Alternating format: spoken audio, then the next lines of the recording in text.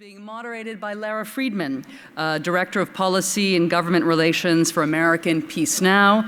Lara is a leading authority on U.S. foreign policy in the Middle East, Israeli settlements policy, and on Jerusalem. She's a frequent commentator and a former Foreign Service officer who served in Jerusalem, Washington, Tunis, and Beirut. Lara, without further ado, I'd like to hand the panel over to you, however you wish. All right. Can you hear, is this on? Yes. So I'm going to stay here. I think it's late in the day. And thank you all. These are very low mics. If everybody could please speak loudly and closely into the mics. The sound is very bad in the back of the room. Wave if you can't hear me. I want to first thank you all for staying for this late in the day for what I know is going to be a very uplifting and optimistic panel. And happily afterwards you can all go and get drinks. So my name is Lara Friedman. I am very grateful to the Middle East Institute for inviting me to moderate this panel. I'm honored to be sitting up here with these four gentlemen. I'm going to very quickly introduce them, and then we are going to engage in a discussion about various issues, and eventually, if we get bored talking to each other, we'll hand it over to you. But we will hand it over to you. Immediately to my left, needs no introduction, but we'll go ahead. It's Ambassador Daniel Kurtzer. Ambassador Kurtzer is a former U.S. ambassador to Egypt. He is a former leader on the peace negotiations for many years, and he is currently a professor at Princeton. And he is considered one of the great wise men of U.S. foreign policy and the Israeli-Palestinian conflict. Immediately to his left is Khalil Shikaki. Khalil he's best known, I think, for most of us for his work on Palestinian polling. He is the director of the Palestinian Center for Policy and Survey Research in Ramallah, and he's a senior fellow at Brandeis University and currently a visiting professor as well in Michigan at Ann Arbor. To his left, we have Shlomo Ben-Ami, who is co-founder and vice president of the Toledo Center for Peace in Madrid. He is also an advisor to the International Crisis Group. He was Israel's ambassador to Spain, and he has also led peace efforts on the Israeli side for many years and is the former member of the, this is a very long list, the Foreign Affairs and Defense Committee, Minister of Public Security, and of course, the Foreign Minister of Israel.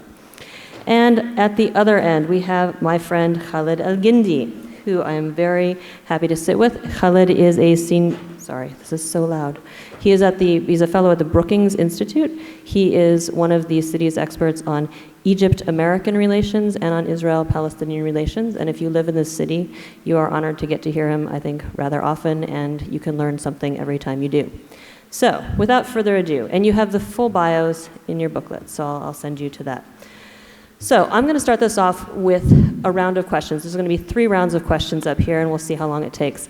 The title of this panel is After Gaza, Getting Back to the Peace Process.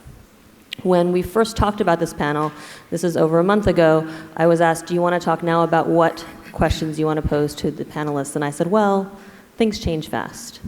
And indeed they have. So rather than go right into the topic of the title, I think we first have to address the current events, because the current events are challenging, to say the least. So we're going to start with a round focused really on Jerusalem and the crisis there, and then we'll zoom out to domestic politics, and then we'll zoom out further to the region and how that all deals with the peace process. I'm going to start with Dan. So Dan, we're all watching the news, what's happening in Jerusalem this week, terrible news last week, week before. What is going on from your perspective, and what can specifically, from your perspective as a U.S. policy expert, what can the U.S. be doing now about the situation in Jerusalem? Well, what we're seeing is a series of unmitigated tragedies. In this case, the invasion of a sanctuary, a holy place, the killing of people at prayer. And we've seen that repeated in the past. We saw it in Hebron in 1994. We've seen mosques and churches burned. We've seen synagogues attacked. There is no way to discuss that rationally. What it represents, though, is, I think, an intensification of a reality which all of us, I think, need to bear in mind, and that is that status quos in any conflict situation do not stay static. And in this particular conflict between Israelis and Palestinians, now that it's taken on even a greater character of a religious ideological confrontation, is only going to get worse. Now, I don't want to be the Cassandra on this panel and tell you that the third intifada is upon us or about to be upon us, but the reality is that without some hope that both sides can have for an end of conflict, that the despair that will set in on both sides, exacerbated by the radicalism of a growing number of people on both sides, will make the tragedy of this week and past years a recurring event. One analyst called this the beginning of an intifada of individual initiatives, and you can imagine that neither of the previous intifadas are going to be of any use in learning lessons if in fact you have this popular manifestation of both hatred and futility which manifests itself in these killings. Thank you. That's a very good segue. Khalil, I wanted to ask you, the most recent polling that you did, one of the questions that was asked, and this is polling for mid-September after the Gaza war, you looked at the interest of Palestinians in another intifada, and it seemed like the interest was dropping.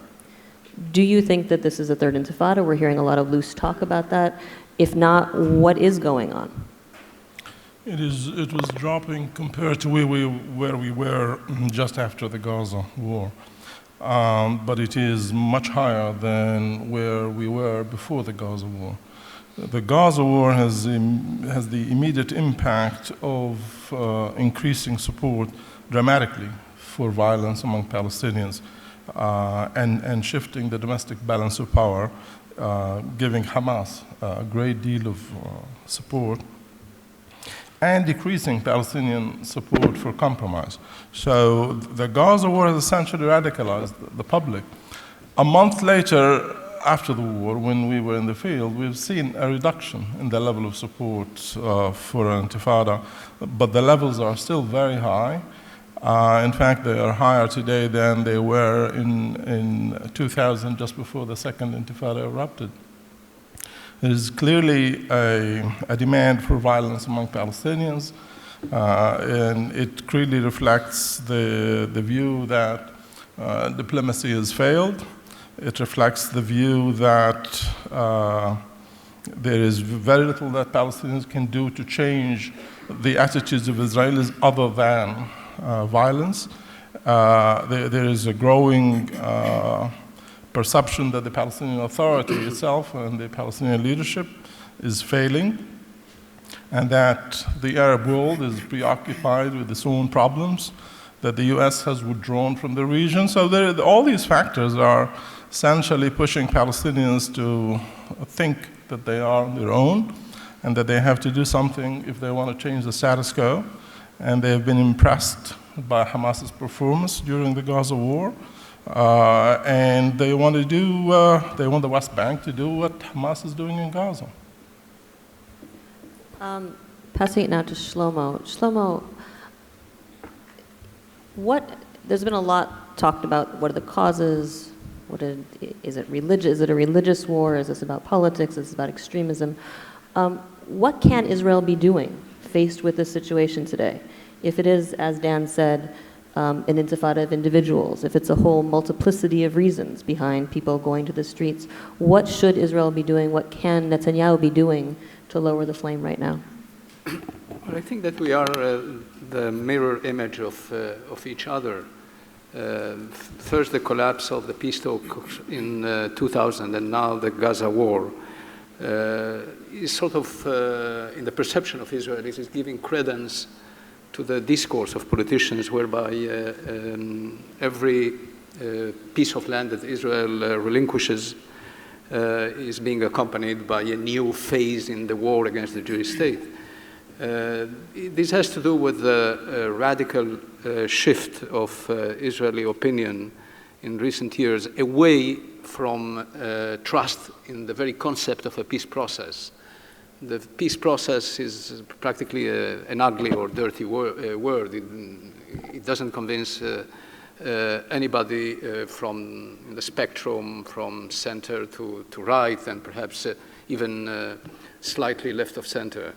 And the so-called peace camp has been diminished, and it's practically leaderless.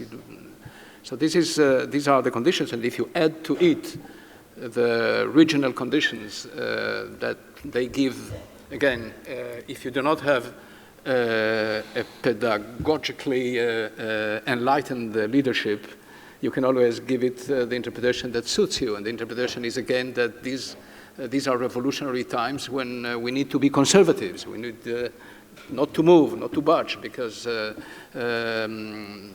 whole concept, the whole notion of finality, which is what brought us into the peace process, is preposterous in this Middle East, because everything is interim, everything is in flux. And do you want here to have something final? Is that when the fragility of the Arab states is being exposed, or the concept of the Arab state is being exposed in such a way, is that such a brilliant idea to create another state? So that's the kind of discourse that is gaining ground in these conditions. Of course, an enlightened leadership, one that has a vision, that sees what lies ahead of us and sees the corrosive effect of the Palestinian problem for Israel within itself and with regard to the international community, can use the same conditions to say, okay, we have now a window of opportunity. The Arab world is now concerned with ISIS, and the Arab world is concerned with the rise of different threats, and perhaps Iran, etc., what have you. And let us now create a regional coalition to bring an end to the Israeli-Palestinian dispute. But this kind of discourse is not the hegemonic discourse, is not the most powerful one within the Israeli political system right now. Thank you. Khaled, I want to go in a little bit more micro in terms of what's happening in Jerusalem. I was there 2 weeks ago. I was talking to friends of mine who have teenage kids, and they're worried about their kids not being able to keep them off the streets. What is going on? Why are people so angry? And where does this take the Palestinians of East Jerusalem? Well, I think it's not a coincidence that the two most, the areas that have been most prone to violence over the past year are Gaza and East Jerusalem, which are also the most isolated and in most ways also neglected by the so-called peace process, or such as it was. The context for what's happening in Jerusalem is, of course, there's a history of separate and unequal treatment. And there are numerous reports and analyses on the discriminatory policies by Israel in terms of housing, taxes, residency. One very dramatic statistic to put in perspective, I think, the sense of an existential threat that Palestinians feel in Jerusalem is we've had something like 14,000 ID residency revocations since 1967, since almost half a century of Israeli occupation. More than half of those have been in the last 10 years. So we've had this history of discriminatory policies, but we've seen a great intensification of the economic and political and social isolation and internal fragmentation of Palestinians in Jerusalem. And part of that trend has been really the elimination of Palestinian institutions. Many of you might recall a document called the Roadmap that had required Israel to reopen a number of Palestinian social and political institutions, cultural institutions in Jerusalem, and of course that never happened. What's happened is quite the opposite. There's been a concerted effort by Israeli central government authorities and by municipal authorities to ban, prohibit almost any display or manifestation of Palestinian social, cultural, political identity or any manifestation of Palestinian or Arab heritage in Jerusalem is manifestly, sort of, there's a severe crackdown on that very, on any such manifestations. And at the same time, Palestinians, I think, feel abandoned by their leaders. The PA, of course, doesn't operate in Jerusalem. And we no longer have prominent leaders like the late Faisal Husseini who can pick up the mantle of Jerusalem and actually be national leaders at the same time.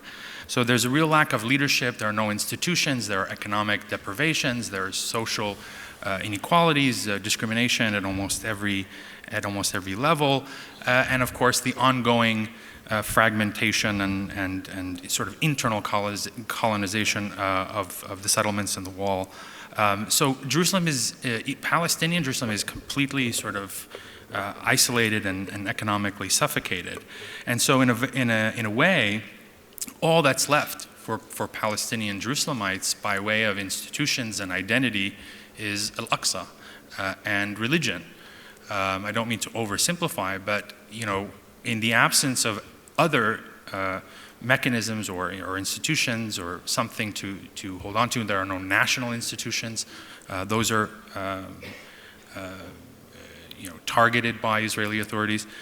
So religion and symbols like Al-Aqsa become very central, and I think people cling to these primordial forms of identity, and it is part of a trend, I think, maybe mirrored on the Israeli side of a kind of a religionification of this conflict in a way that is extremely dangerous, I think. Thanks. Shlomo, I want to come back to you for a second.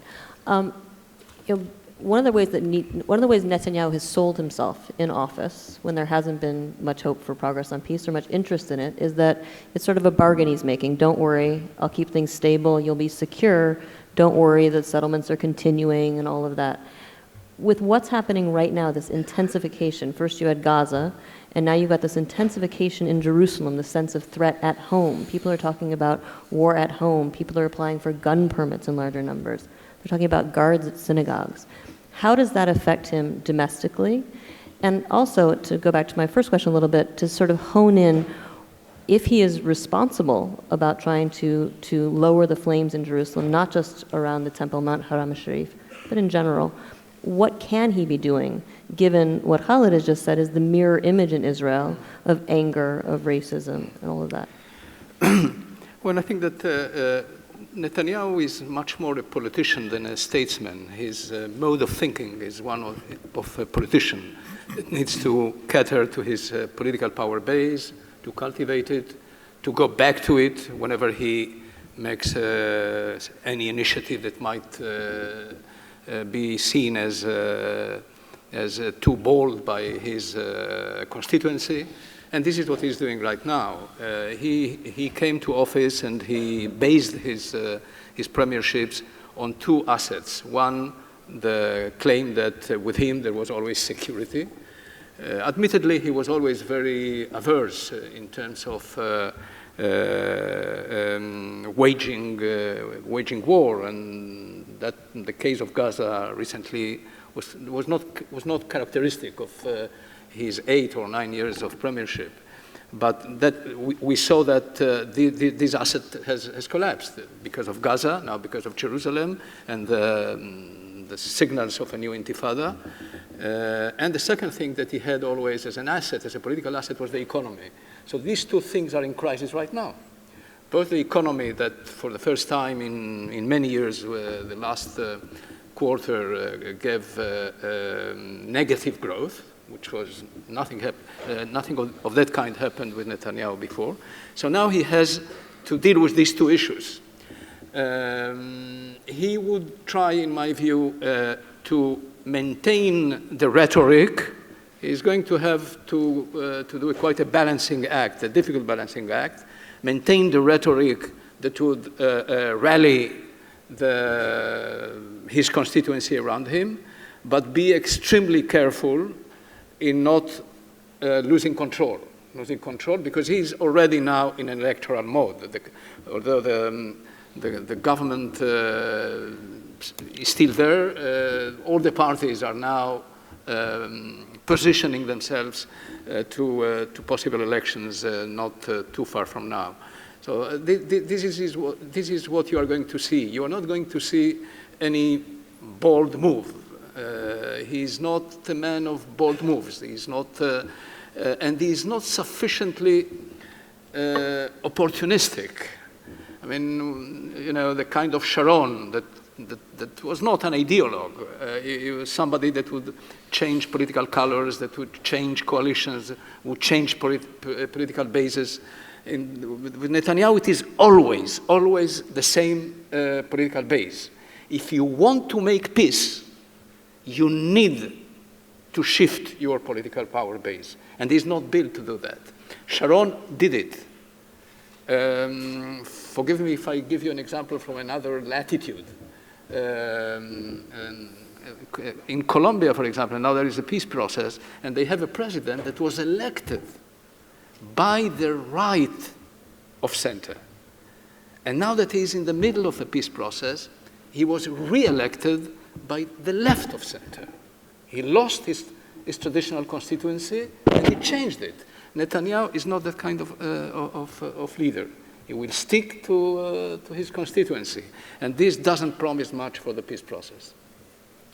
Khalil, following up on that, so Bibi's in a tough position as he faces this crisis. Where is Abbas? Again, your polling showed that in a month after the Gaza war ended, you had increased popularity for Abbas and Fatah, and decrease for Haniya and Hamas, and yet still support for Hamas and Haniya is higher. You have today Abbas seemingly in a very difficult position of being unable to exert any real leadership in Jerusalem, and always being accused of incitement if he tries to in any way appeal to Palestinian public opinion on that. Where does this go for him? Abbas has lost significant legitimacy as a result of the Gaza war. Hamas certainly has gained a lot of popular support. Hamas today is more popular than it was in 2006 when it won the elections. If Palestinians go to elections today, it is certain that Hamas would win these elections. It is certain that Haniya would win a presidential election against Abbas.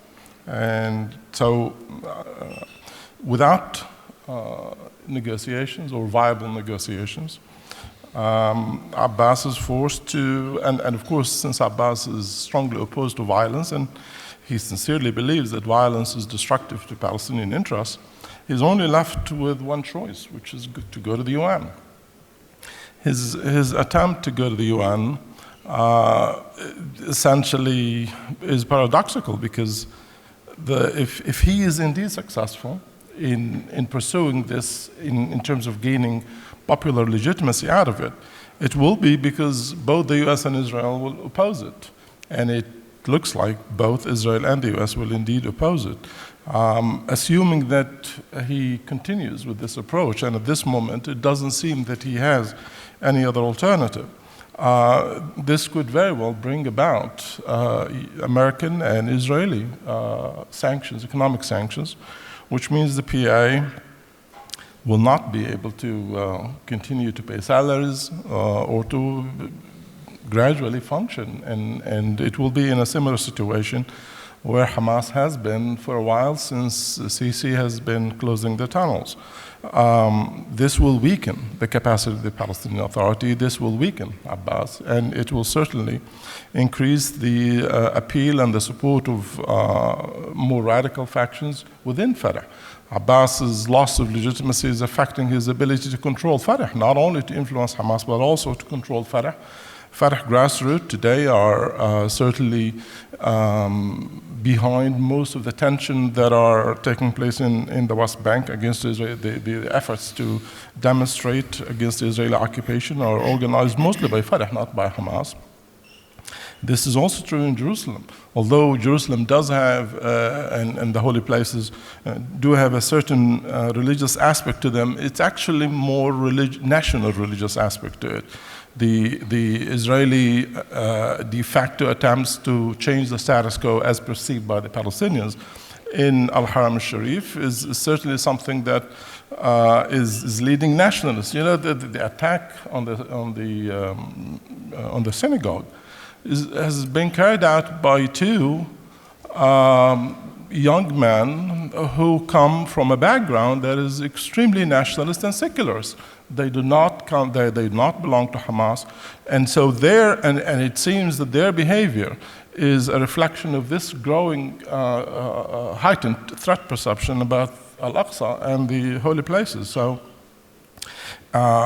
we are in a situation where I believe Abbas does not have too many options.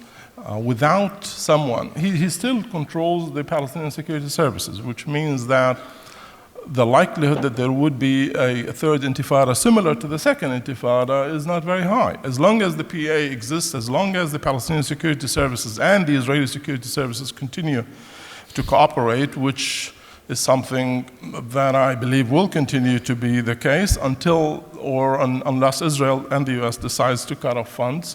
If and when that happens, then this security coordination will cease, and the Palestinian Authority's capacity to be able to use the security services effectively will diminish over time, and we will see ourselves in a third intifada. In that case, Abbas will become totally irrelevant. So without legitimacy, he's seeking a UN approach that might give him legitimacy, but it could very well bring about the end of the Palestinian Authority and put us back on the road to a major violent confrontation with the Israelis. So Dan, that brings us to you and the U.S. piece of it. So Shlomo's explained why Bibi is really not politically in a position to do anything daring on the peace issue.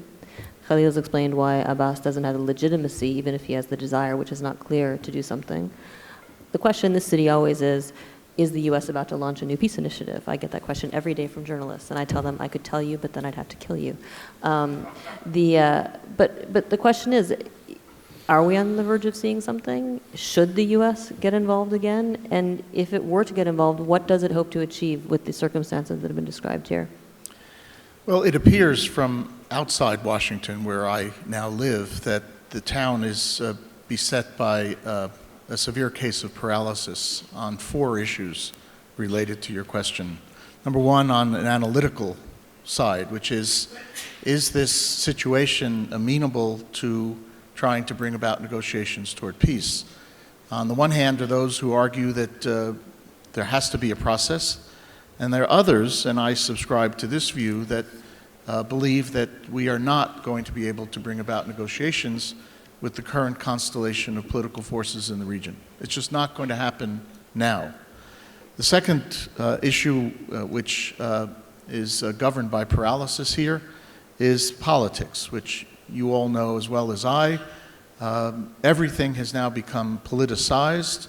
If the administration thought about doing something, even well-intentioned and even brilliant, it would be subjected to tremendous pressure politically, especially as control of Congress changes. Third, it's a town beset by paralysis over priorities. Is this an administration that really does want to pivot away from the Middle East? Can't.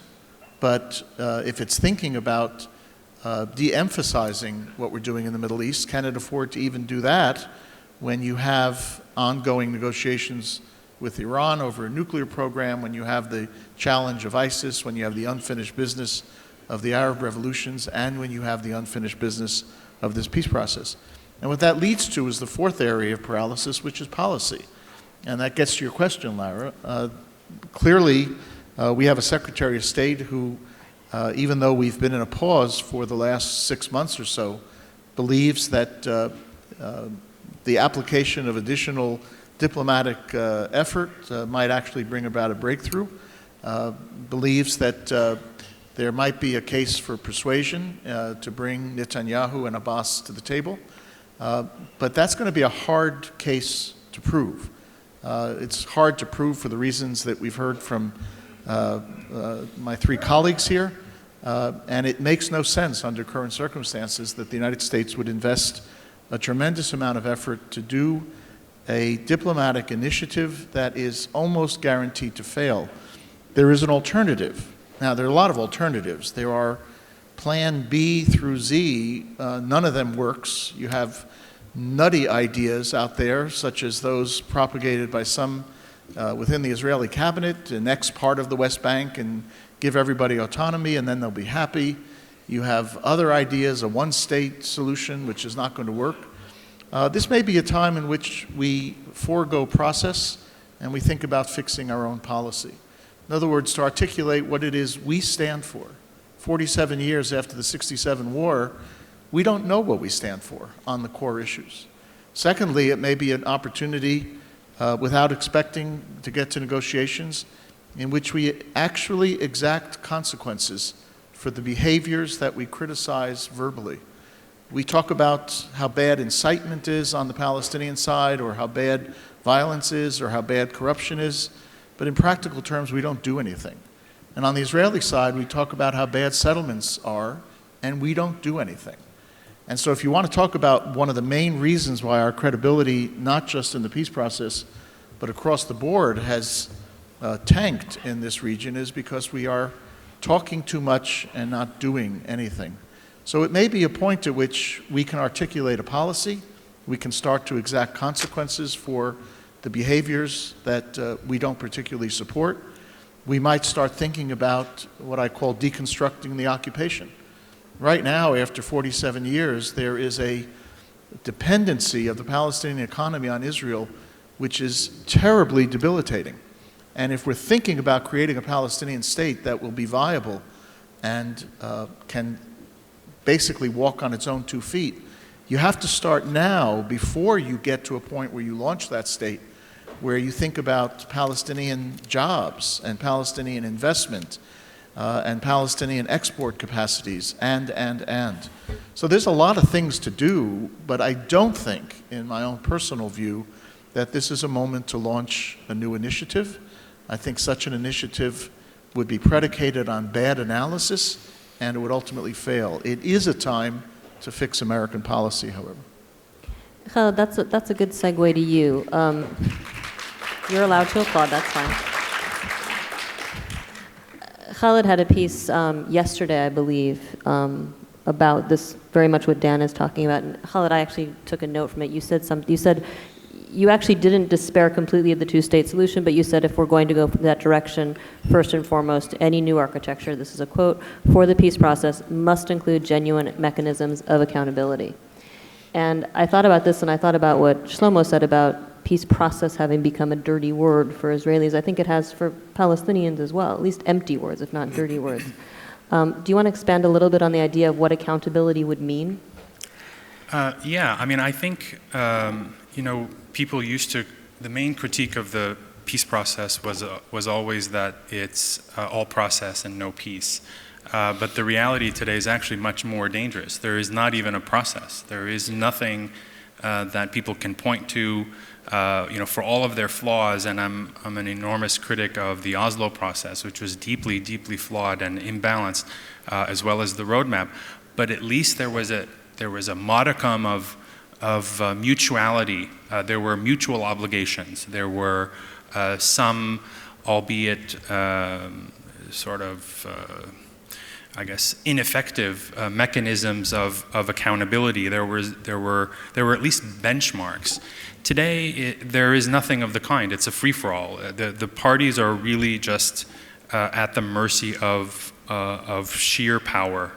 It's just a situation on the ground where power dictates everything. And of course, the stronger party is capable of pretty much doing just about anything. And because of the politics, because of the limitations imposed by American domestic politics, there's a real reluctance to try to prevent those things. I mean, I was struck during the Gaza war how not only ineffective American diplomacy was, but how muted American criticism was in the face of massive, massive civilian casualties. Even George W. Bush during that period was far more critical and far more assertive and far more willing to tell the Israelis, enough is enough. He even used that sort of language. And the Obama administration has been far more timid. So when you don't have any mechanisms by which to constrain the parties, and they're not staked in any process together, then you get this sort of free-for-all. And I think that's the process that I think is missing, the non-dirty word, or the non-negative aspect of process. Because we've had these kind of vacuous processes, for their own sake, but we haven't had real, genuine mechanisms of accountability that when one side is doing things against the stated goal of two states, there's a consequence. On the contrary, we see the opposite. We see the weaker side, the Palestinians, being punished for actions that are perfectly in line with the two-state solution, like going to the UN and depositing the two-state solution with the UN and reaffirming it, while actions that go completely against a two-state solution are tolerated and even acquiesced in. So that's sort of an imbalance, and it may not be possible to correct it, just given our own politics in this country. In which case, then, there needs to be much more creative thought about bringing other actors into the process. But I don't want to put all of the onus on the United States. I think there is a real leadership failure on the part of the Palestinians. And if I were advising the Palestinian leadership, which I'm not, but if I were, I would say now is not the time for diplomacy and negotiations. Now is the time to fix the domestic house, your own house. Reestablish some sort of Palestinian national consensus on these core issues. Reestablish these institutions that have been eviscerated or abandoned. Reform them. Learn some lessons from the Arab awakening and its failure. Internalize some of those lessons to avoid going down those same, falling in the same pit holes. Well, you gave us a good segue. I want to take us now to the question of the way forward, and at least two of the people on this panel, both Shlomo and Dan, have written in very great detail about what they see as the way forward, which requires expanding the diplomatic table, the U.S. giving up some of the leadership. Shlomo, why don't you talk about this first, but I want to engage both of you, and then I want to ask for reactions. So why don't you go ahead? Okay, thank you. I am convinced, in fact, I have been convinced since our failure to reach a settlement during the Camp David process, that our failure was a defining failure. That is, it is something that is built into the nature of this conflict, and that these two parties negotiating around the same table cannot reach a settlement. They simply cannot reach a settlement. It has to do with the political constraints of both parties. The dysfunctional political system that Israel has is such that if a prime minister is able to square the circle between his coalition and the minimal requirements that the Palestinians have for a settlement, he will get a Nobel Prize in physics, not in peace. That's impossible to square that circle. It has never been possible, even when we had left-wing governments. So let us be frank and honest with history. Netanyahu might be labeled as one of the bad guys, and I would second the proposition if he's labeled as one of the bad guys, but the good guys also failed. They also failed because of what I said before, the practical impossibility of reconciling what the maximum that the political Israeli system can produce with the minimum that is required for the core issues or the core essence of Palestinian nationalism. And therefore, we need to change the paradigm. The solution is the two-state solution. The two-state solution is, in my view, the salvation of the Zionist project. Without it, there is no meaning to that project. it would be diluted into something else, unacceptable, some kind of South African situation, but without a South African solution. Because I do not see that the Israeli minority would accept what the white minority accepted eventually in South Africa. And therefore, the idea is good, the idea is important, the idea is the only salvation of the Zionist project, but we need to change the paradigm. It cannot be direct negotiations under American supervision, given the constraints that America operates under within its domestic politics. The recent Kerry process, one got the impression that the Secretary of State, or the US as such, treats diplomacy and force as distinct phases of foreign policy. They are not distinct phases of foreign policy. You need to create a synthesis between your diplomatic initiatives and the leverages that you might have. Otherwise, why have the US as mediator? We can have Norway, we can have San Marino. If you don't have power, you do not use your leverage, then what's the point of mediating? I mean, if you look at the history of peace processes where America was involved in the region, that is with Israel and the Arabs, the only successes that we had, or you had, was when you used the art of manipulation and arm twisting. That was done with Kissinger in the first disengagement agreement, with his reassessment stuff. Every kid of a 10-year-old kid in Israel knew suddenly the word reassessment. It became very, very famous for everybody. So this is one. James Baker and George Bush dragged Shamir against his will to the Madrid Peace Conference, and Carter was practically deaf and blind to all kinds of lobbies around, and brought to us, which is one of the major strategic assets that Israel has today, and that is the peace with Egypt. So I think if America is not capable of superseding or overcoming that paralysis that Dan Kurtzer spoke about, why keep the monopoly of the process? Open the table. Why is that Iran can be addressed through the 5P+1 and North Korea by the 6-party talks, and Israel-Palestine, which is a major conflict that affects the region, that affects a close, intimate ally of the US, and the US would like to see a solution for this intimate ally. Why this would continue to being a monopoly of the US when you do not have the tools in the sense of your domestic political constraints? So I think that I frankly feel embarrassed when I see Israel's prime ministers in the Oval Office teaching a lesson on camera to the President of the United States. How can this be accepted? And therefore, I think that if you do not change your ways, relinquish, drop the monopoly, and bring in others.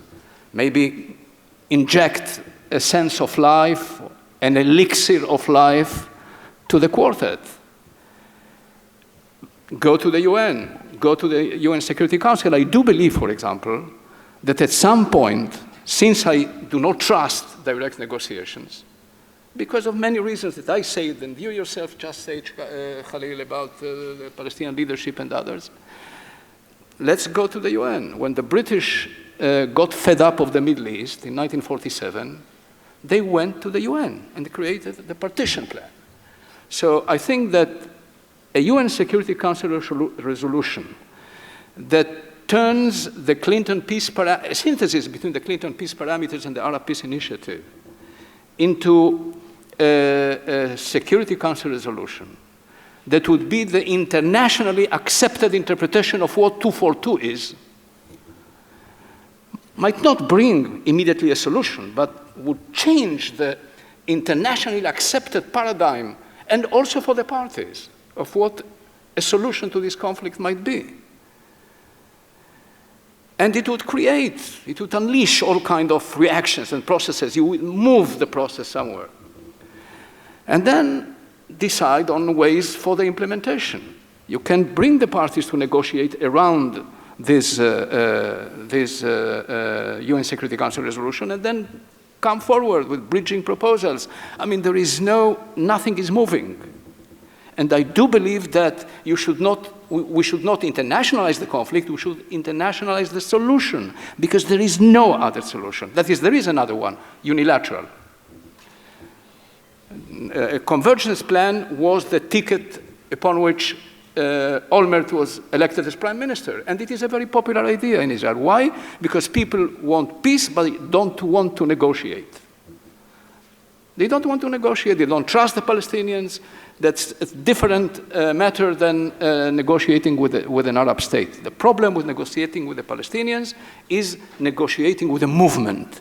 With a movement, it's a different stuff. When you negotiate with a state, there was almost no problem. When it comes even to Assad, what trust did we have with Assad? I mean, the Oslo people say you need to build trust. You do not need to build trust in order to make peace. You need to have respect for the other side. What trust did the Germans build with the French before they made peace? What trust did de Gaulle develop with the Algerians before he decided to abandon the territories? You need to respect the other side, and there is no respect. You respect states with armies. You do not respect the Palestinians. That's the problem here. And also, there is this fear that since you negotiate with a movement, you don't know what would happen with the movement later on. It might develop into something else. Whereas with the state, it's different. So, many reasons why I don't believe for a moment that there is the possibility of reaching a peace settlement between Israelis and the Palestinians around one table. Forget it. So let us find a different paradigm. The solution is the same. What was so bad with Abu Mazen's initiative for a UN bid for statehood? It was great. If the US would have accepted that and lead the Israelis into seeing the real meaning of that, I mean, creating a Palestinian state and then negotiating between the two states the so far unsolvable or irresolvable issues of narrative. We need to change. This is a tractor that is stuck in the mud. By pushing for more gas, it only sinks deeper. You need to take the tractor, move it to another track, and start the engine once again. Thank you. I'm guessing that everybody at the table is in violent disagreement or violent agreement with you on that subject. Dan, I want to pick up on the issue of expanding it. You wrote an article about this recently, sort of laying out a plan, which was very interesting. You may want to talk about that. What I'd actually like you to pick up on was one of the things at the very end of that article, which was the question of Hamas, which is, we've tried over and over to go forward, keeping Hamas on the outside. Is that possible going forward? Is that something that's desirable going forward? Shlomo just said you're negotiating with a movement. When you're negotiating with a movement and leaving out another significant player, where does that leave us if we are able, bringing Europeans and UN in, why don't we bring in Hamas? And if we don't, what happens? Well, first of all, I would offer one comment on what Shlomo said, which is if we all go home today remembering nothing else than the 5-minute speech of Shlomo Ben-Ami, we will have spent our day wisely, because it really does encapsulate in quite succinct but very serious terms two aspects of American policy which need to be thought about by our decision makers. Number one is what I have called informally backbone. He used the word leverage. But it's the idea that if you're going to have a policy and you're going to be involved, whether alone or with others, then you have to be willing to take and implement hard decisions, even if they are very challenging with respect to your politics as well as your, some of your other preferences. Secondly, on the question of expansion of this process, at lunch, Bob Pearson, our former ambassador to Turkey, talked about the fact that when the United States speaks, even in a world where our credibility has been called into question, there's still a degree to which people listen to us. I call it convening power. The United States still has, or still should have, convening power, but that doesn't necessarily mean monopoly power. And some of the examples that Shlomo indicated, whether it was keeping other parties away from Camp David in the year 2000. I was serving in Cairo at the time as ambassador, and I don't know if the Egyptians would have been helpful or not, but I do know how frustrated they were by being kept in the dark by what was happening in Camp David, and how they might have been helpful had we brought them into our thinking and listened to some of their own ideas. What about the Arab Peace Initiative since 2002? It's not necessarily a solution, but it represents a cosmic change in Arab state policy, and both Israel and the United States have basically ignored it for 12 years, paid a little bit of lip service to it at Annapolis. Why?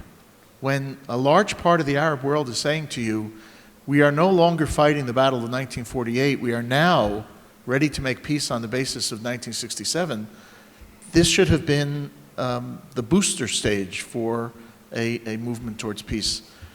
So I think, Shlomo, I can't agree with you more. On your question, I'm sorry to take so long. That's okay. On your question, Lara, I also mentioned at lunch that I had written a dissent cable back when I was a more junior officer in the Foreign Service. And this is when it was unpopular to think about talking to the PLO, and I argued that we ought to be talking to the PLO. Not because I particularly liked them at the time. They were an organization that was involved in terror. They had not renounced terror. But if you're going to try to make peace and reach accommodation, you've got to talk to a lot of people whose views and whose actions you don't necessarily agree with. And I think we may be at that stage now with Hamas.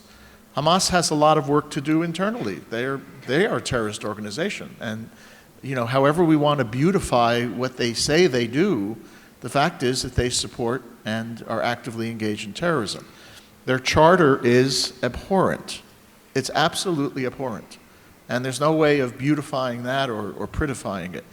On the other hand, a large part of the Palestinian population, Khalil has suggested today that a majority of the Palestinian population would vote Hamas into office. So who are we going to make peace with? Who's going to be on the other side of the table if we want people to be able to represent and reflect the views of the quote-unquote enemy? Then both societies have to put forward negotiating teams, or a negotiating team that represents the full spectrum of views.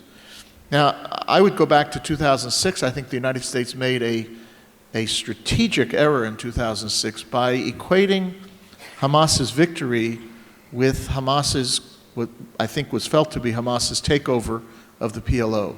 It was no such thing. They won a majority in the legislative elections. If we didn't want to talk to Hamas, there was no reason to punish the Palestinian Authority for our unwillingness to talk to Hamas. And we may be at the same point now. If there's a unity government at some point, as long as that government's policies and positions are still in line with those of the international community, let's continue to do work. And maybe it would socialize and begin to bring some realism into Hamas's policies as they become responsible for what happens in the political diplomatic sphere.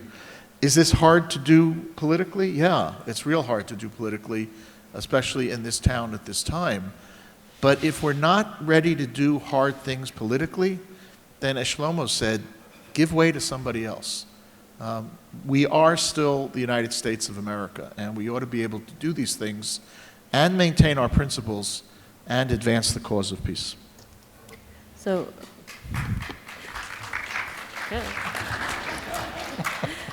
You really should applaud for everybody. It's only nice. All right, Khalil, that's actually a good segue into what I wanted to ask you about. You talked earlier about the diminishing legitimacy of Abbas. You know, we've tried peacemaking via Abbas. There's been sort of this mythology that he will become more legitimate when he can deliver a peace agreement. In the meantime, we don't have to worry about it. It fits in with the same mythology that says we can ignore Gaza, and once we have a peace agreement, the enthusiasm for that agreement will just roll Gaza into it. As we move forward with Abbas losing legitimacy really every day, and I saw something interesting in your poll as well. I hadn't seen this contrasted before. You know, the reconciliation government basically is failing, and your poll said that Palestinians don't want a reconciliation government, they want a unity government. So this sort of game that we've played of, well, you can have a government that doesn't actually have Hamas in it, and that way you don't anger the international community, but it doesn't satisfy Palestinians.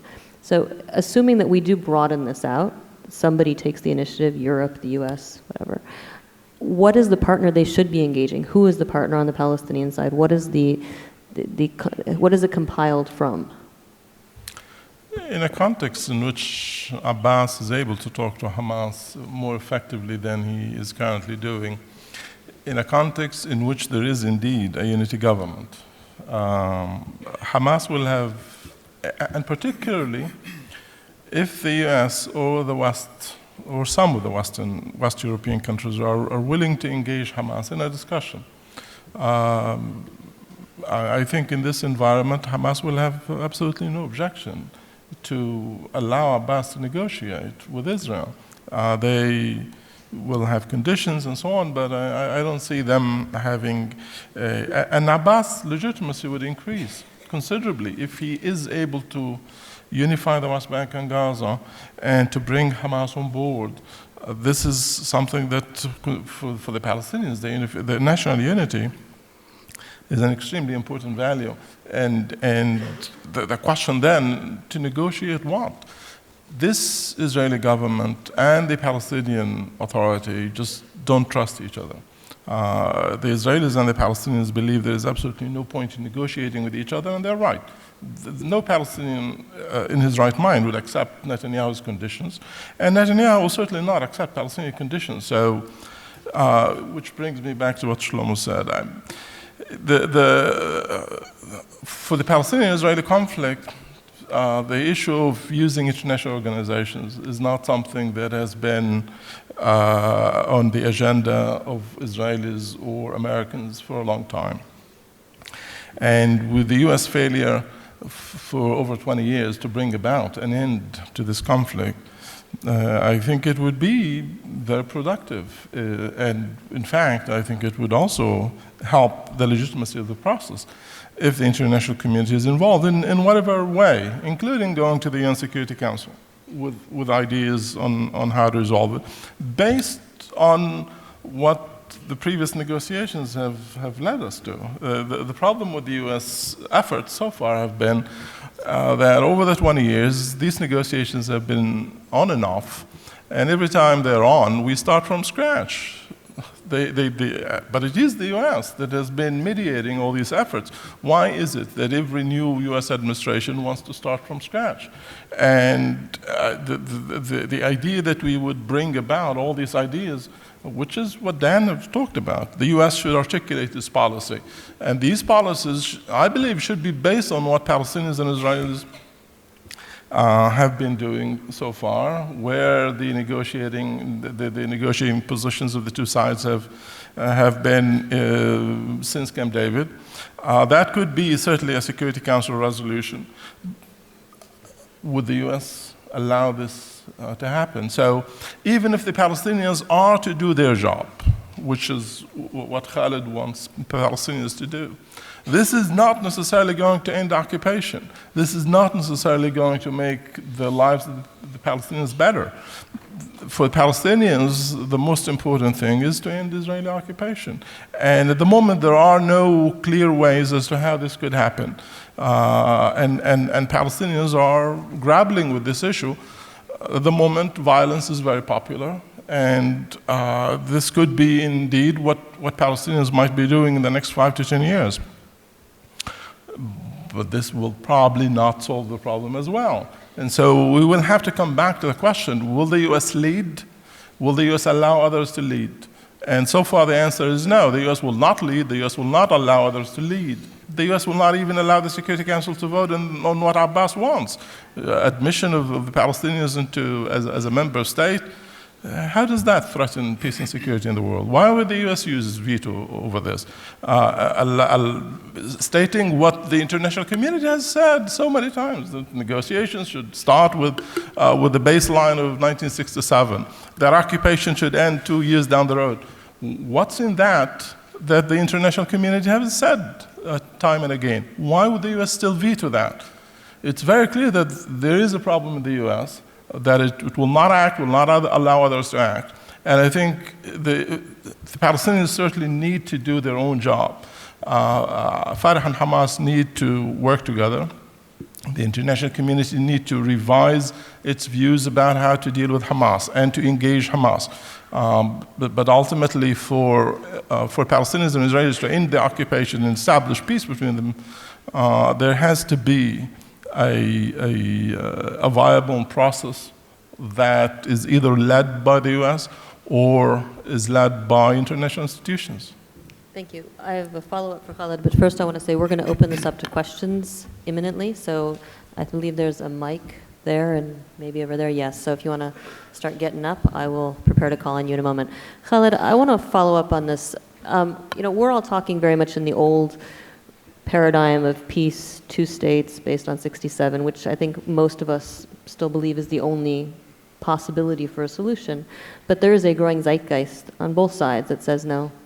On the Israeli side says, we're going to keep it all, we'll deal with it, maybe there is no solution. On the Palestinian side, which says, even from people who would say, I used to support two states, but now fine, 67 is off the table, it's 48, one state. I was looking at Khalil's most recent poll again, and you can say optimistically, only 29% of Palestinians say they're ready to get rid of the two-state option, go one state, but that's almost a third. Where do you think that, how serious a trend do you think that is? And how much does that trend potentially get in the way of progress, or will it disappear when if there is real progress? That's the million-dollar question. The question I often asked Israelis, Palestinians, or Americans is, we always talk about the window closing on a two-state solution. When exactly does the clock strike midnight and, poof, it's over? And I've never gotten a straight answer from anyone. No one can point to any specific tangible indicators or metrics that would say, aha, now it's too late for a two-state solution. It may actually, basically I think a two-state solution ceases to be a possibility when a consensus of one side or both decide that it's no longer desirable or feasible. And we're moving in that direction. I think both sides are moving in that direction. The consensus, or the extent to which there was at least a political consensus among Israelis and Palestinians, I think was always very precarious to begin with. It was never seen as the best option. It was always seen by Israelis and Palestinians as the least worst option. And I think it still is the least worst option. It's not ideal, I think. But there is an alternative to a two-state solution, which is a one-state reality, the reality that we now live in. Part of the problem, I think, with the one-state advocates is that the one state, it sounds great, but it's not yet feasible, certainly in political terms, and it's not clear to me how we would get from where we are today to that sort of idyllic moment in the future when a majority of Israeli Jews and Palestinian Arabs say, we want to live together in a single state.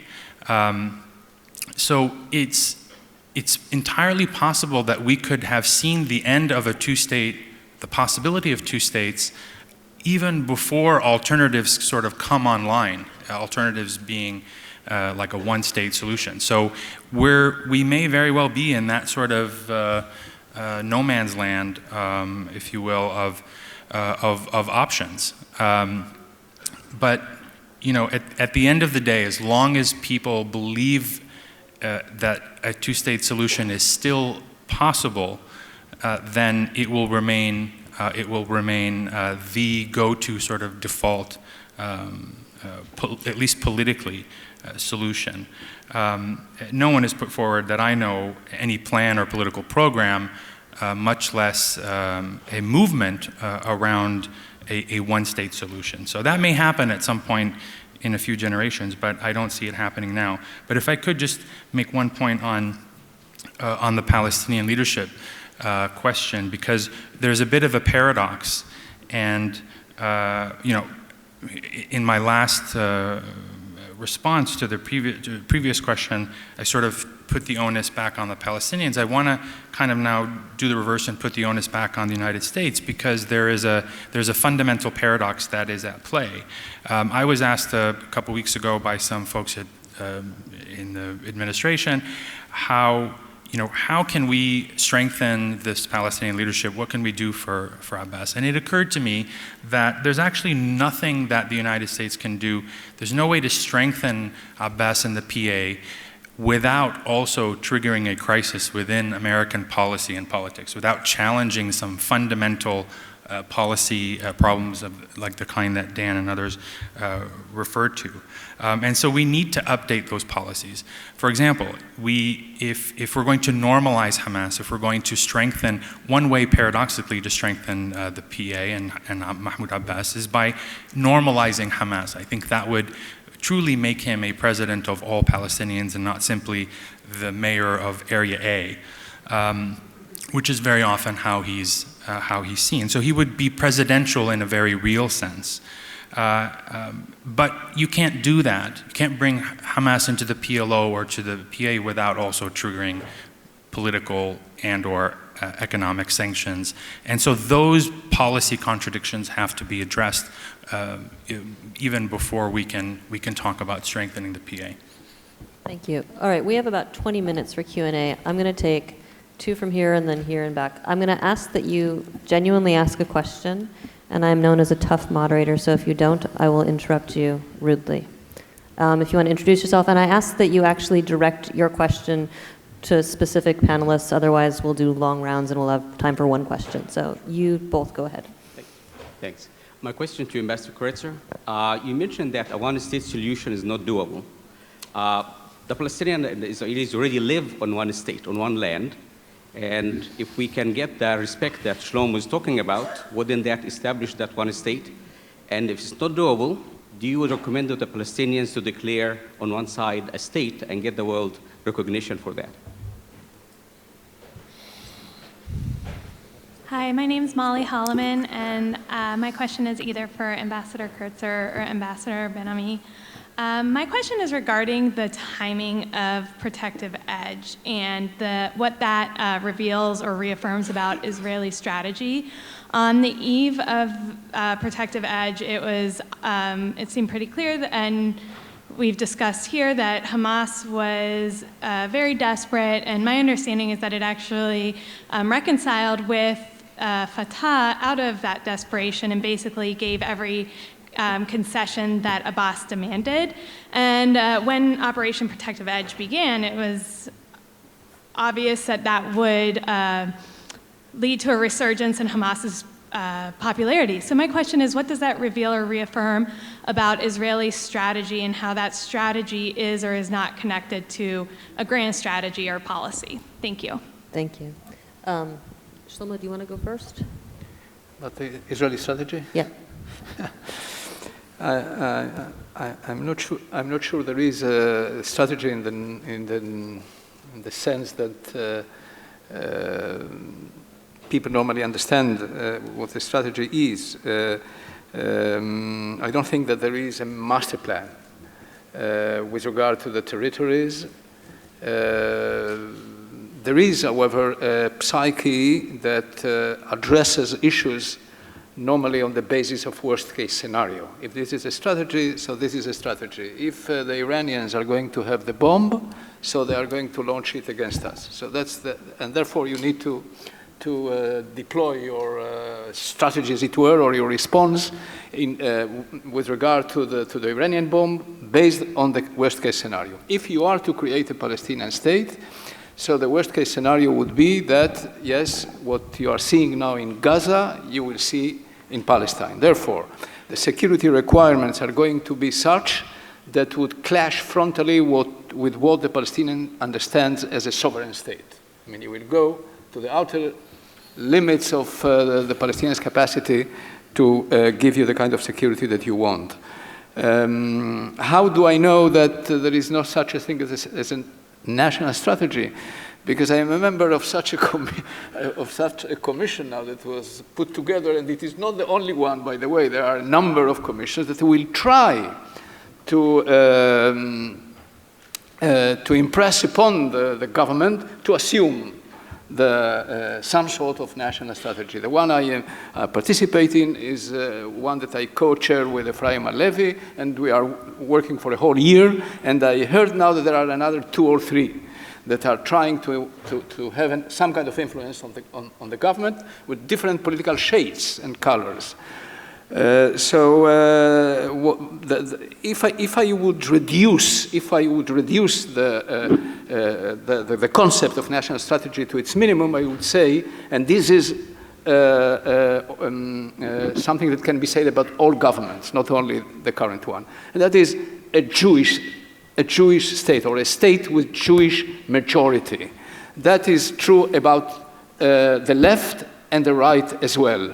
The wall, the so-called wall, was not invented by Ariel Sharon. It was invented by Yitzhak Rabin, the Nobel Peace Prize laureate, that wanted to preserve the Jewish majority. And if the Israeli right is reconciling itself to the idea of a peace process, it is because of the specter of a demographic doomsday. I am one who believes that Zionism was always more about demography than about land. And when there is a clash between these two concepts, traditionally, the Zionist movement opted for the safety of demography instead of diluting its majority in a larger territory. And I still believe that this is possible, although now Netanyahu is just putting forward a bill in the Knesset that would put the emphasis on the Jewishness of the state, less so on its democratic nature. And this is the kind of electoral mode I was referring to earlier. Dan, do you want to add anything to that? Look, on the first question, I think Shlomo has articulated why a one-state solution simply won't be acceptable to the state of Israel. On the question of the timing of protective edge, we could have a whole panel on what went into the Gaza war and what came out of it, and it's complicated. You obviously had the immediate precipitant of the kidnapping of 3 teens, which prompted a crackdown by Israel in the West Bank against Hamas, reaching a point at which Hamas in Gaza felt it couldn't allow the situation to continue and launched rockets, which reached a point in which Israel felt it couldn't allow that to situate. So you had a kind of action-reaction spiral. This did occur, as you suggested in the question, against the backdrop of a beginning of a reconciliation process, which the Israeli government had come out strongly opposed, and that has given rise to the idea that it was somehow in the back of Israel's minds to use an occasion to undermine that. I don't think you go to war for that reason. My problem with the war is that neither side entered it with any idea of what was going to emerge by way of political success. So you end up with tremendous amount of human suffering, infrastructure destroyed, economic damage done to both societies.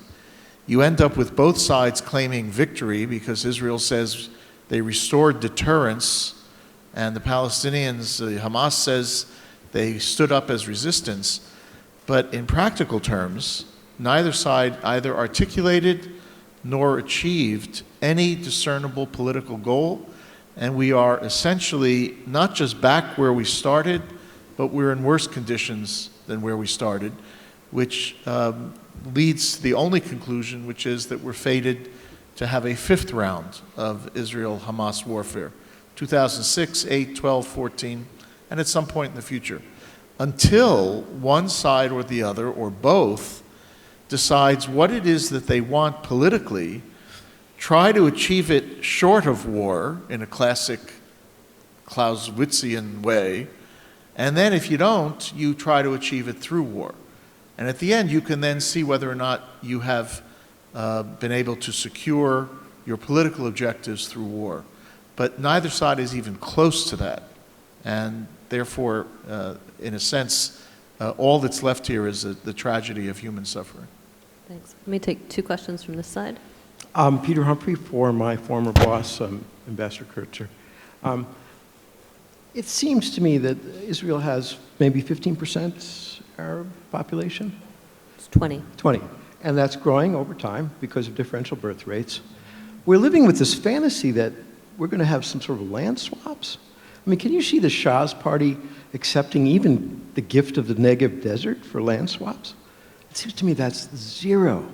There's no chance of that happening. There's also no chance of a I'm going to let you get your question. of a Sinai-type pullout. So that leaves us with only one solution, and that's a Jewish minority within the new Palestinian state. Is there any chance that the PLO would make the grand gesture and say to the Jewish settlers, welcome to your new country. If you don't like it, go back home to Israel? I think that one's for Khalil or Khaled, or both. I don't know what the Palestinian Authority would say to that. I would say to that, yes, of course. If Israel wants to return to the lines of 1967, and if the settlers want to live in the Palestinian state, then great. I don't think there will be a lot of Palestinian resistance to the idea. However, I doubt very much that settlers would be happy with that, and I doubt very much that the Israeli government would be happy with that. We did actually a few surveys among settlers in which we asked them that question: would you be willing to live in a Palestinian state? Only 15% of the settlers said they would be willing to live in a Palestinian state. And I don't think any Israeli government would want the Israeli settlers, Jews, to live in a Palestinian state. Given the history of the conflict, it's understandable. There would be a great deal of security concerns, particularly early on after resolving the issues. I think that the land swap is probably an easier solution than this one. Do you want anything? If anybody wants to add to that, you don't have to. Well, I'll just jump in and say that it's actually not a hypothetical. I mean, in the negotiations that I participated in, and I think even in Annapolis, but even at Camp David and Taba, the idea was proposed by the... Even before. Even before. I discussed it with Abu Allah in 1999. Right. So, I mean, Abu Allah himself proposed it in the negotiations in 2008 with Tzipi Livni, and it was the idea on its face was categorically rejected by the Israeli side. So I think the problem is less on the Palestinian side, although there would be real, obviously, security and logistical issues. The bone of contention was not whether or not you would allow Israelis to stay in Palestine, but whether these settlements would have a legal personality. Yes, the Israelis would insist that, and the Palestinians would treat them as any other village that can be. That's the. Right. I owe you a question over here. My apologies. Hi, Dewey Warner. I'm a student at the University of Wisconsin. I guess my question is geared towards Mr. Kurtzer and Mr. Ben-Ami. And this is in regards to changing the negotiator of any peace process from the United States to the United Nations. First, how do you get Israel to submit to that sort of process when it seems that it would serve Israel's interests a lot better maintaining the U.S. as lead moderator? And then furthermore, how do you ensure that whatever results come out of that process are maintained when it seems pretty clear that one of the bigger weaknesses of the UN is actually enforcing its results? You start. Resolution 242, which has been the basis of this peace process since 1967, was not accepted by everyone for quite a few years. And so it is possible that if the UN is given a larger role to play, for example, if some resolution is put forward, I would hope with the support of the United States, I would even hope that we co-draft it, which has a more ample definition of terms of reference for a potential outcome that becomes a new basis for negotiations, becomes the new 242, it may not secure the agreement or approval of Israel or perhaps the Palestinians and others right away, because we're in a period of intense political ferment in the region, and it may be too difficult to expect that. It's why I said earlier that my preference for the United States to articulate its views now has nothing to do with an expectation that articulating those views is designed to get us to negotiations. I don't think negotiations are wise at the current moment. And on the other hand, I think a UN resolution could be a very wise decision at this time. And then it becomes a question for the political systems in Israel and Palestine to think about and debate and to fight over and ultimately to make a decision. So I don't know if it works immediately, but it can work over time. All right, so we're going to take the last three questions here very quickly all together. I ask you to make them quick questions, and then I'm going to hand them off to the entire panel, starting with Khaled down the line here, because Khaled's gone last in every round. He can go first.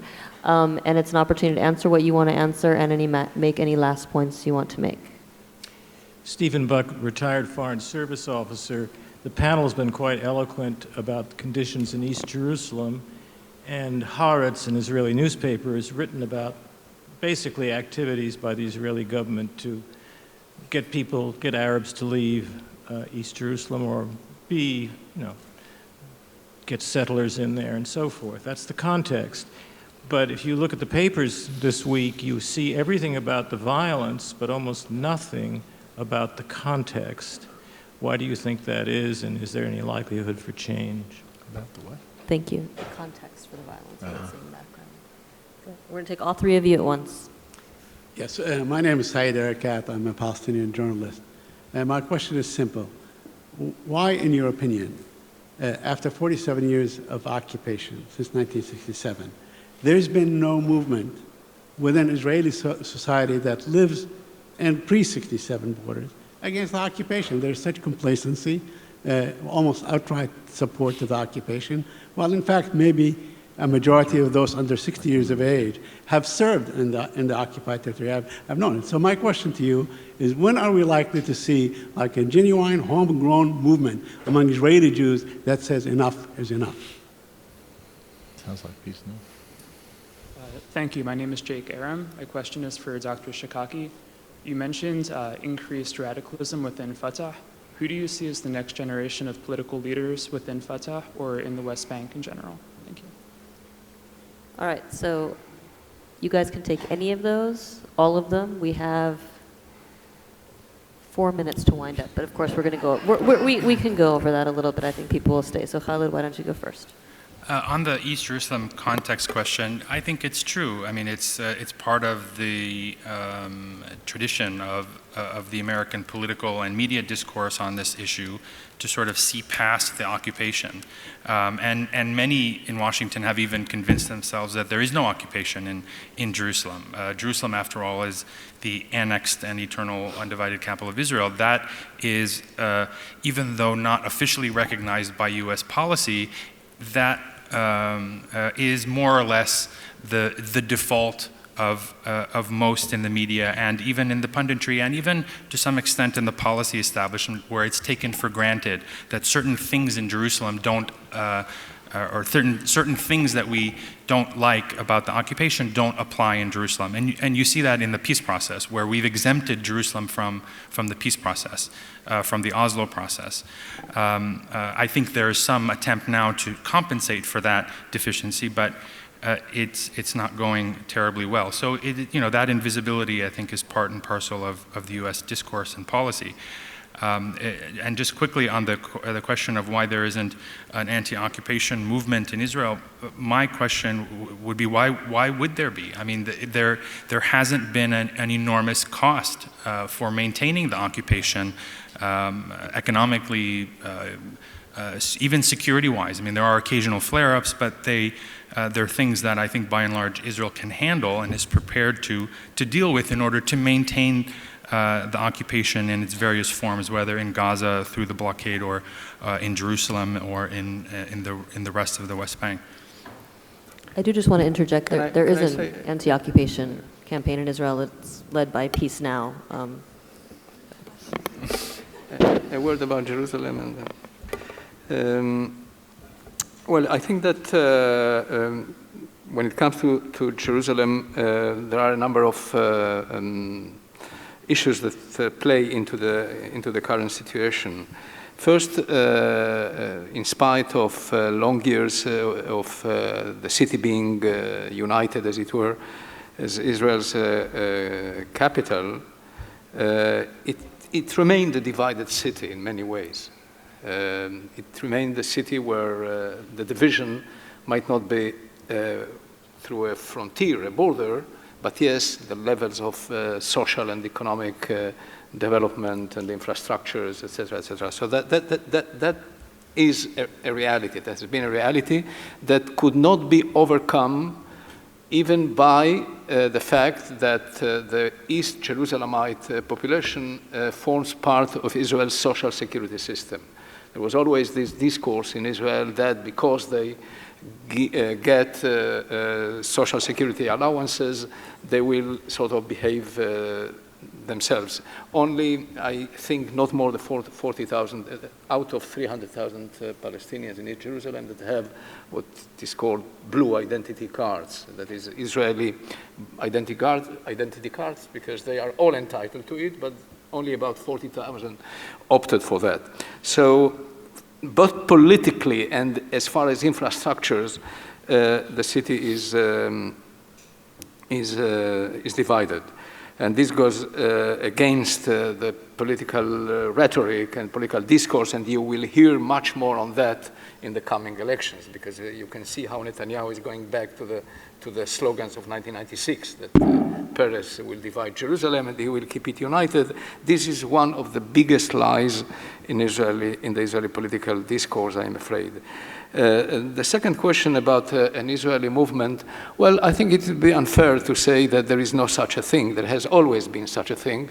And from Peace Now, from all kinds of NGOs that are very, very active. Admittedly, it has been fading away since 2000. Since 2000, you have seen the decimation of the peace camp, not only politically, but also socially and culturally. So this is one of the effects of the crisis as it developed after the year 2000. Bear in mind that when it comes to the territories, there is also, you know, I don't know what year was it that President Eisenhower warned the Americans of what he called then an industrial military complex. That the end of his administration, 59, 60. 60 or 61. And I think that do not focus merely or exclusively on the settlements as the expression of Israel's occupation. It is a much wider, much more profound penetration and ownership of the territories through the mentality and the fact that many of the people that are in key positions come from the military establishment, and when they go into politics, if they go to politics, many of them remain with the same kind of mindset. And there is also the economic control. I think that after Europe, Palestine is the second recipient of Israeli exports. Much of our trade balance depends on the Paris agreements that are, the Palestinian side always spoke about the need to change them, etc. But in fact, they are still there. The Paris agreements, whereby the Palestinian economy is dependent on the Israeli economy. I don't know if any of you is familiar with the economic history of South America, what they call in South America the dependismo, the fact that the entire economic development of South America depended on the priorities of the United States and Britain. And independence came about when economic self-rule was restored. So these are the conditions right now in the territories as well. So it's not only settlements or roads or this stuff. Thank you. Khalil? I'll try to answer the question about Fatah. Fatah faces three major difficulties. One is the question of leadership crisis, the issue of succession. What happens if Abbas is no longer there? He's close to 80 now, and it is not clear that there is a natural successor to him, and there isn't really a great deal of debate among Fatah elite as to how they should go about selecting a successor to him. And he, although he says he's not going to participate in the next elections and doesn't want to continue to lead the Palestinian Authority, Fatah has shied away from entering this discussion, and the only person who can lead Fatah, effectively lead Fatah, is someone like Marwan Barghouti. He is very popular within Fatah, but he is serving several life sentences in Israeli jail, and it's not likely that he will be Fatah's salvation when it comes to the issue of the leadership. The second major problem Fatah faces is the gulf that is mounting right now between the grassroots, which is becoming more and more radicalized, and Fatah's top elite. Fatah's top elite is in the security services, and it's the top elite in the bureaucracy.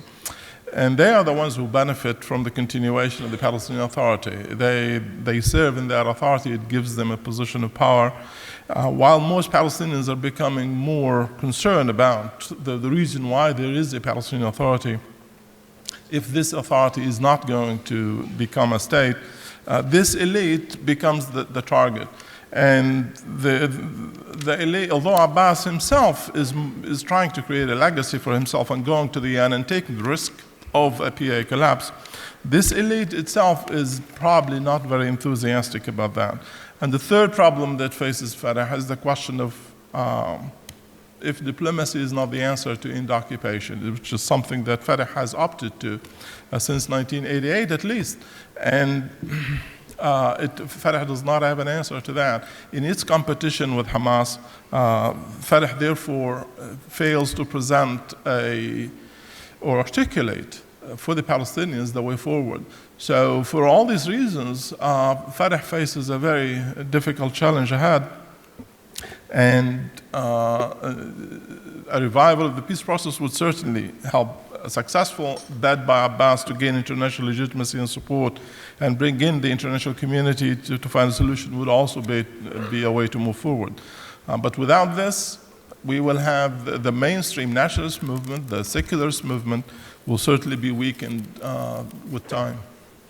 And final word from Ambassador Well, with the Mehmet. final word, let me be either provocative or thought-provoking. First of all, we have, I think most of us, all of us on this panel have been perhaps speaking some truth to power with respect to Israel. I think we need to do the same thing with respect to the Palestinians. And in that respect, the question was asked about an Israeli peace camp is misplaced, in my view. There's not only peace now, there has been a peace movement in Israel for a long time, and there has never, ever been anything like it on the Palestinian side. Now, the argument that is made is, well, people under occupation can't be expected to do that. And I don't agree with that. People under occupation can and should mobilize thousands of people in the town square of Ramallah and Jenin and Bethlehem and Hebron and you name it, to demand that the Palestinian Authority try to make peace. So excuses aside, both peoples, we've been talking about governments, both peoples have a responsibility to demand peace from their government, and unfortunately the Palestinians haven't stepped up to the plate. fasten your seatbelt on this one, on Jerusalem. If we talk about Jerusalem as a place that is critically important to both sides and involves holy places for both sides, then both sides ought to have access to holy places. It doesn't mean that one side can unilaterally barge onto the Haram al-Sharif, the Temple Mount, and unilaterally express its view to pray, but it means that they should be allowed to pray. Because if the place is indeed holy, and for those who believe that it's holy, and who are praying to a God that wants peace, it should not be a place that's exclusive to one side or the other. So the whole discussion over the prayer rites on the Temple Mount, Haram al-Sharif, which in some ways may be at the epicenter of what we're facing now in Jerusalem, has been dominated by the radicals on both sides, and it's time that normal, reasonable people take back this issue. People should be allowed to pray respectfully, maybe adjusting times so that they don't bump into each other, but it is really a time to push back against the radicals who have claimed dominion over an issue related to God and religious rights, and let everybody pray to his and her God. Thanks. May I add just a footnote to what Dan just said about Temple Mount? I guess that you are aware that Jews are not allowed to go to the Mount for praying, according Israeli law. To the Orthodoxy. But if we speak about strategy, I can assure you that I am not aware of any strategy to desecrate or violate the status of the Palestinians and Muslims on Temple Mount. I think that there has never been such a policy. There have been Knesset members recently that I would blame them for this recent radicalization of the discourse that have been causing provocations because of electoral reasons and because of the political problems that they have. But as a state, Israel from 1967 has always respected the full control, administrative control of the Palestinians on the esplanade of Temple Mount. And this policy hasn't changed to my knowledge. Well, we haven't come up with any perfect solutions to the region's many challenges, but we have heard from a broad range of voices today who've presented some very fresh perspectives, and I hope we come away from this conference a little more enlightened than when we arrived. So I want to thank this incredibly rich panel of experts and moderators for their insights, and to all the panelists who joined us today, thank you, and to our very committed audience, we will see you next year. Thank you all.